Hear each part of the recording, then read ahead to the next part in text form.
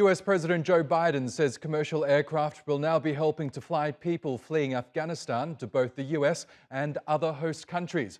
Airlines won't be flying into Kabul itself, but will transport evacuees out of US bases in Germany, Bahrain and Qatar. Those locations have been getting so crowded that flights out of Kabul were temporarily suspended last week. US airlines that volunteer for the airlift could be handsomely rewarded with future defence contracts. Yasmine El-Sabawi reports. A rare Sunday address as the U.S. president again defends the withdrawal from Afghanistan. I think that history is going to record this was the logical, rational, and right decision to make. Kabul's airport remains in chaos as thousands of Afghans clamor for access to flights out of the country, including Afghan aides to the U.S. military.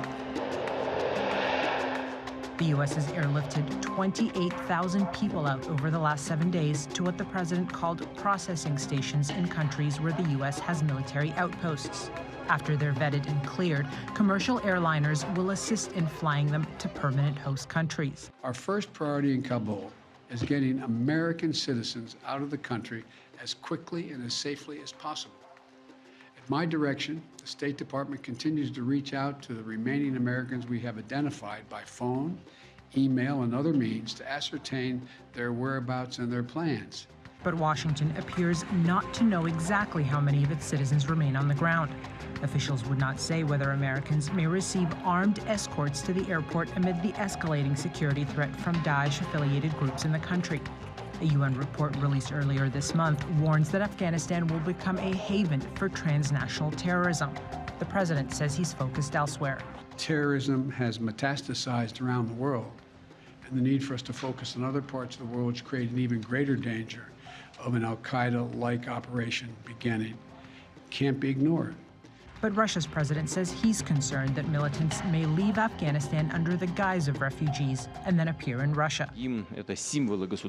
Our Western partners are so persistently raising the issue of placing Afghan refugees in Central Asian countries before obtaining visas to the United States or other countries. It is a humiliating approach to the issue.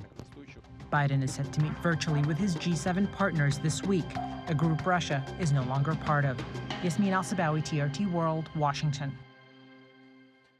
Alex Matras is an aviation analyst. He joins us now from Doha. Good to have you back with us, Alex. Now, this wouldn't be the first time that the US government has ordered commercial aircraft to help evacuate people, would it?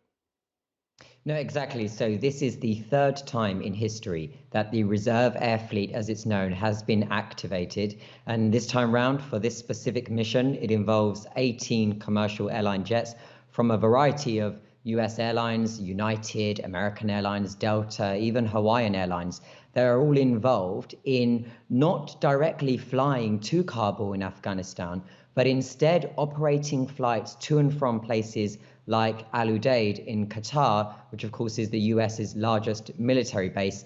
And even understanding how this would make sense is, I guess, understanding Qatar's role in this, because with Qatar for several years having mediated between the now ousted Afghan government and the Taliban, it's been able to coordinate with the UN, with NATO, with the UK, with the US, and of course with the Taliban, the safe movement of evacuees through Taliban checkpoints to Kabul airport, onto these C-17 aircraft that belong to the US military, to Qatar, and then of course on these US airline jets, part of the reserve fleets that will take these evacuees ultimately on their onward journey. It's said that there'll be destinations and countries including Germany, France, Spain, and of course the US.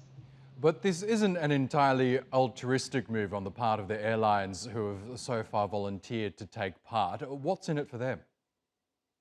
Well, this is almost a standby emergency service. You have airlines that are contracted with the US government to be there whenever necessary. Now, of course, since the creation of this has only been activated 3 times. This is the 3rd time, so it's not something that the US moves quickly towards.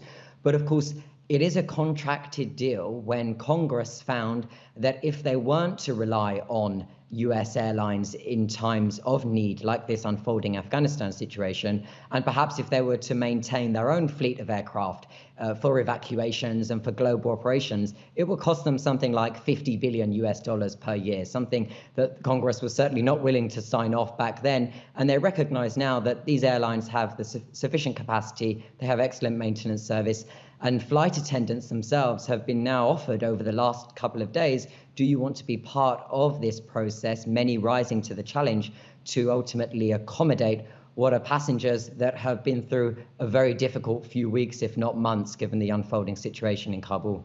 So what impact has the Taliban takeover of Afghanistan had on commercial air travel more generally? So Afghanistan is actually a very key overflight region for flights between the West, between Europe and Southeast Asia and East Asia because of its geographic location. It shares that in common with the likes of Iran and Iraq. And so for overflight, actually it's had quite a big impact. A number of major airlines that would ordinarily be overflying Afghanistan are no longer doing so. It's pretty much off limits to the rest of the world once these NOTAMs, these notice to airmen, were released, ultimately saying that it's a no-go zone. It's uncontrolled airspace in terms of air traffic control. And airlines, therefore, have moved away from the region, which is increasing flight times, increasing fuel costs, is obviously not sustainable for the long term. And I can think of a few airlines, such as British Airways, that were already avoiding the airspace of Iran and also Iraq because of the January 2020 tensions. Now having to avoid Afghanistan, you can imagine what it's doing for these long-haul flights. Okay, Alex Matras, we'll have to leave it there, but it was really good to get your analysis. Thank you for that.